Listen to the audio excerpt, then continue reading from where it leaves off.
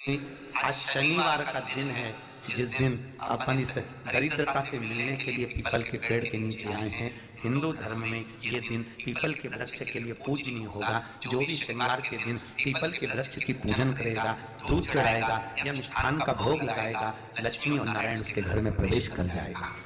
लक्ष्मी और नारायण उसके घर में प्रवेश करेगा। पुराण की कथा कह रही है कि दुनिया के सारे तीर्थ नहीं जा सकते, पृथ्वी की सारी नदियों में स्नान नहीं कर सकते, पवित्र नदियों में आप स्नान नहीं कर सकते, या किसी भी तीर्थ में जाकर एक रात्रि भी विश्राम नहीं कर सकते, या हमने जिंदगी में कोई दान करा ना करा, कोई पुण्य करा ना करा, कोई सत्कर्म करा ना करा, कोई शास्त्र पढ़ा ना पढ़ा, कोई शास्त्र सुना ना सुना, उसके बाद भी शिव महापुराण की कथा कहती है कि एक दिन में अगर मात्र एक बार भी आप शंकर के शिवालय में प्रवेश कर गए या मंदिर में प्रवेश कर गए तो सारे तीर्थ, सारी नदियां, सारे सरोवर, सारी बावड़ी, सारे तालाब, सारे कुंड के स्नान का पुण्य, दान का पुण्य प्राप्त हो जाता है।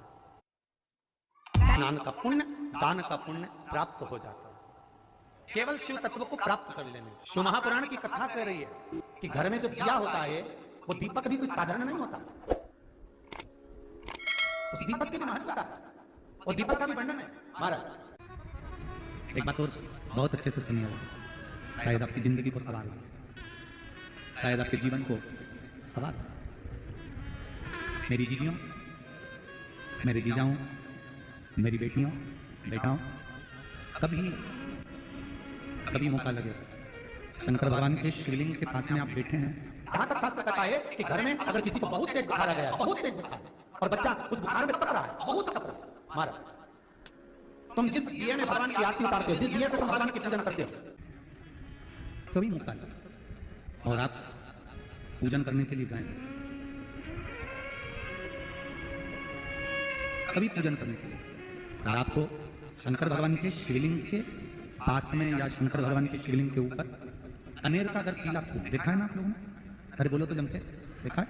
कनेर का यदि पीला फूल शिवलिंग के आसपास में या शंकर भगवान के ऊपर कहीं रखा हुआ भी दिख जाए, विषम परिस्थिति हो, बहुत हिम्मत ना हारते हो, कभी भगवान अकेले में एकांत में आप पहुंचे उनके पूजन के लिए, कनेर का पुष्प वहां रखा है, चाहे वो जलाधारी पर रखा हो, चाहे वो शिवलिंग के पास में रखा हो, शिवलिंग पर रखा हो, उस कनेर के पुष्प को अगर आप 5 जगह का स्पर्श कराकर अपने हृदय की बात कहकर वापिस महादेव को समर्पित कर देते हो तो भी मेरा महादेव तुम्हारे दुख का निवारण कर देगा। अब वो 5 स्थान, पहला गणेश जी का जो स्थान होता है वह जगह, दूसरा षडानंद कार्तिक, तीसरा अशोक सुंदरी वाला स्थान, चौथा जलाधारी जो ऊपर से बूंद बूंद जल नीचे गिरा रही है, जया, विषहरा, शामली बारी, दौतली, देव, शंकर जी की 5 बेटियों का, और 5वें नंबर का है शंकर भगवान के, जो कैसे वर्णन किया जाए, त्रिशूल के 3 भाग होते हैं। करें दर्शन आप लोगों ने, ये से सामने त्रिशूल लगा है, इस त्रिशूल के ऊपर देखेंगे तो 3 भाग दिख रहे हैं, नजर आ रहे हैं सबको?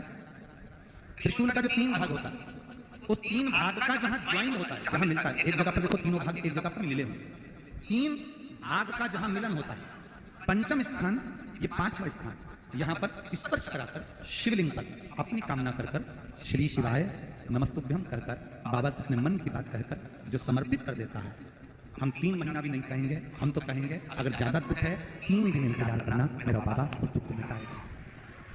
3 महीना बहुत दूर पर करना है दिल से। और कई तरह के दीपक होते हैं, दीपक का भी विधान वर्णन किया गया, दिया का भी वर्णन किया गया। यहाँ तक शास्त्र कहता है कि घर में अगर किसी को बहुत तेज बुखार आ गया, बहुत तेज बुखार, और बच्चा उस बुखार में तप रहा है, बहुत तप रहा है, महाराज तुम जिस दिए में भगवान की आरती उतारते हो, जिस दिए से तुम भगवान की पूजन करते हो, उस दिए की बत्ती को नीचे डाल दीजिए और उस दिए को पानी की बाल्टी में धो दीजिए। कौन सी बाल्टी में? जिस बाल्टी के पानी से आप बच्चे को स्नान करा सकते, केवल भगवान पर से ले जाकर, पास में से ले जाकर बाल्टी में थोड़ी देर डाल दो और उस बाल्टी के पानी से उस बच्चे को स्नान करा दीजिए। 15 से 20 मिनट, आधा घंटा लगेगा बच्चे को।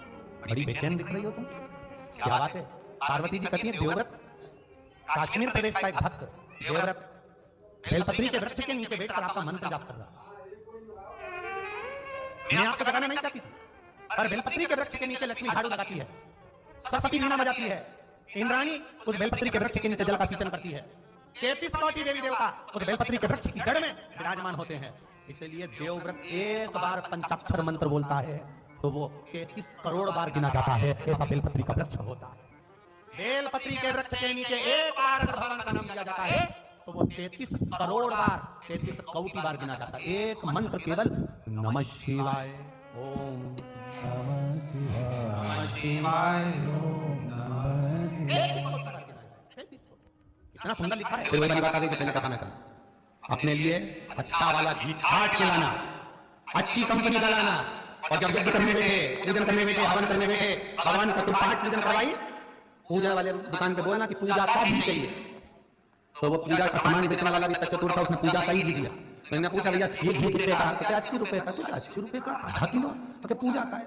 भारत की भूमि पर, स्मृति लोक में, पूरे विश्व में ऐसे कई घर हैं जिनके घर में गुजारा करने की भी आफत है। पहनने के कपड़े नहीं, किसी के यहाँ पर भोजन नहीं, किसी के यहाँ जमीन नहीं, किसी के यहाँ दुकान नहीं, कोई कोई पूरी जिंदगी किराए के मकान में निकाल देता है। नहीं,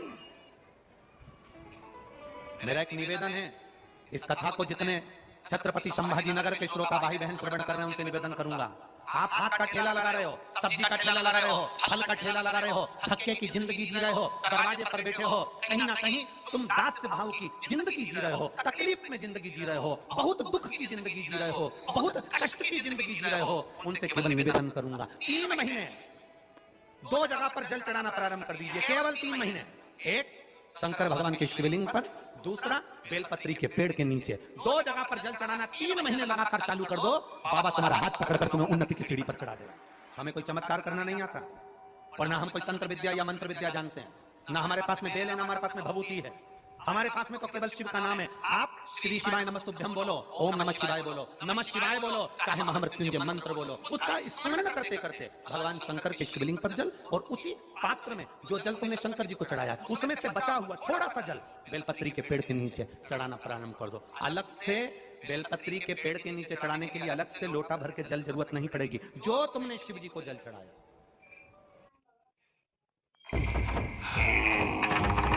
को जल चढ़ाया, जो तुमने देवादिदेव महादेव को जल चढ़ाया, बस उसी पात्र का जल शंकर जी को चढ़ाओ, उसमें से बचा हुआ थोड़ा सा जल बेलपत्री के वृक्ष के नीचे चढ़ाना प्रारंभ करना। कौन सा बेलपत्री का वृक्ष? जिसकी छाया आपके ऊपर आ रही है। शिव महापुराण बड़ी सुंदर बात कहता है, ध्यान दीजिएगा। जिस बेलपत्री का पौधा तुम्हारे सिर का, और ये दोनों हाथ ऊपर कर लो, अपन खड़े हुए और खड़े होकर दोनों हाथ ऊपर करें, इतना बड़ा बेलपत्री का पौधा है, उस बेलपत्री के पौधे की पत्ती को कभी तोड़कर शंकर जी को नहीं चढ़ाना चाहिए। ध्यान रखना, कितना बड़ा पौधा।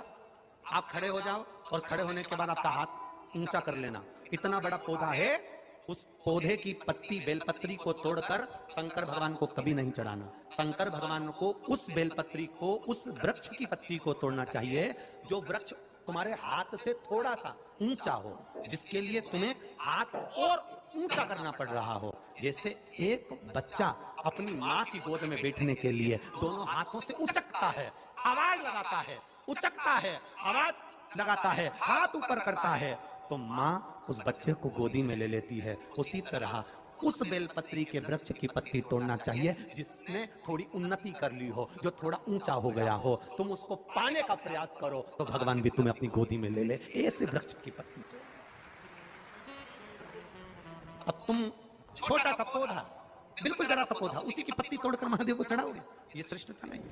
यदि बेलपत्री का पेड़ आपके यहाँ है और मान लो कई लोग बेलपत्री गमले में लगाते हैं या छत के ऊपर लगा देते हैं, बेलपत्री का वृक्ष जो होना चाहिए वो घर के ठीक पीछे या बेलपत्री का वृक्ष अगर पीछे नहीं है तो आप अपने घर से जब बाहर निकलते हैं तो राइट हैंड की ओर बेलपत्री का वृक्ष होना चाहिए। आप जब घर से प्रवेश कर रहे हैं बाहर की ओर निकल वो सुख का अनुभव करें। यदि घर से निकलते समय बेलपत्री का पेड़ लेफ्ट में नजर आता है, आप जिस घर से निकल रहे हो लेफ्ट में अगर बेलपत्री का पेड़ आता है तो आप 1 रुपए कमाएंगे, 100 रुपए खर्च होगा, पैसा हाथ में टिकेगा नहीं। घर में 10 लोग भी कमा रहे हैं तो पैसा घर में टिकेगा नहीं, आएगा जरूर, सारे काम होंगे पर टिकेगा नहीं। यदि लेफ्ट राइट हाथ का बेलपत्री का वृक्ष घर में लगाओ तो घर के पीछे के हिस्से में लगाना,